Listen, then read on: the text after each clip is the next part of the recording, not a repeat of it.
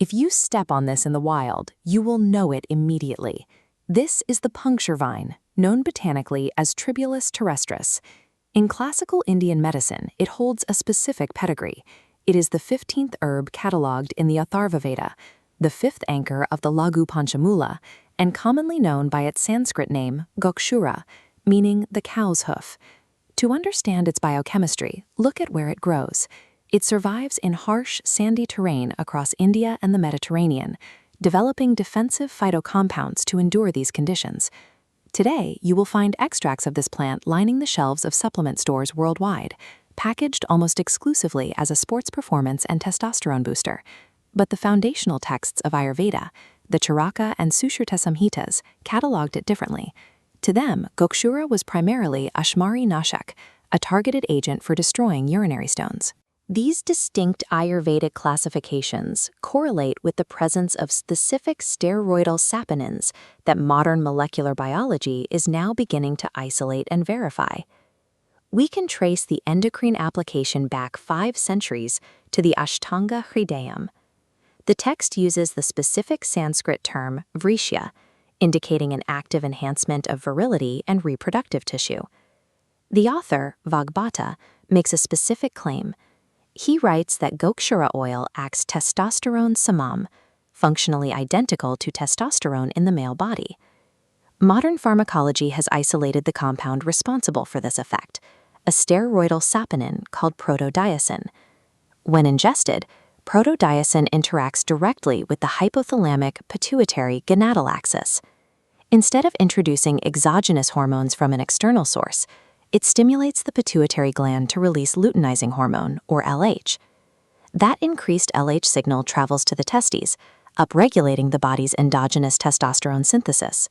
Clinical trials testing this specific pathway show an 85% improvement in sperm count and motility among patients experiencing male infertility.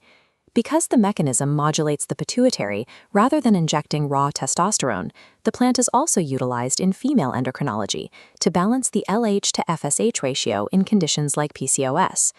This alignment suggests that the ancient category of vrishya encapsulates a broad range of androgenic effects, now traced to this specific LH stimulation pathway.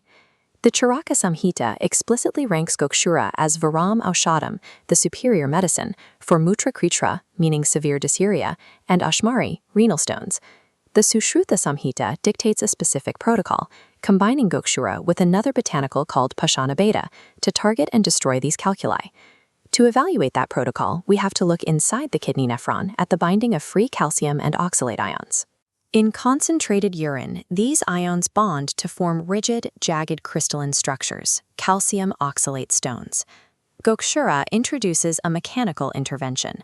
Its phytocompounds enter the nephron and act as physical barriers, preventing those calcium and oxalate ions from successfully linking. Chemically, the plant alkalinizes the urinary pH, creating an environment that is hostile to the crystallization process.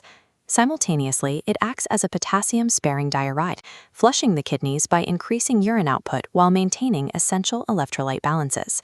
Sushruta's formula operates as a dual-action biomechanical inhibitor, blocking calcium oxalate crystallization while simultaneously facilitating renal clearance. Gokshura's mechanisms extend past the kidneys and the testes into the cardiovascular system through biological pleiotropy. In the cardiovascular system, Gokshura functions as a natural ACE inhibitor, blocking the angiotensin-converting enzyme. By inhibiting this enzyme, it promotes vasodilation.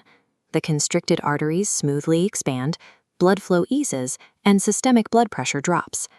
Metabolically, it targets alpha-glucosidase, an enzyme responsible for breaking down complex carbohydrates in the digestive system. By inhibiting alpha-glucosidase, Gokshura slows the absorption of blood sugar, flattening the curve of post-meal glucose spikes. This metabolic effect protects the renal system. By dampening chronic blood sugar spikes, it shields the kidneys from the progressive damage of diabetic nephropathy.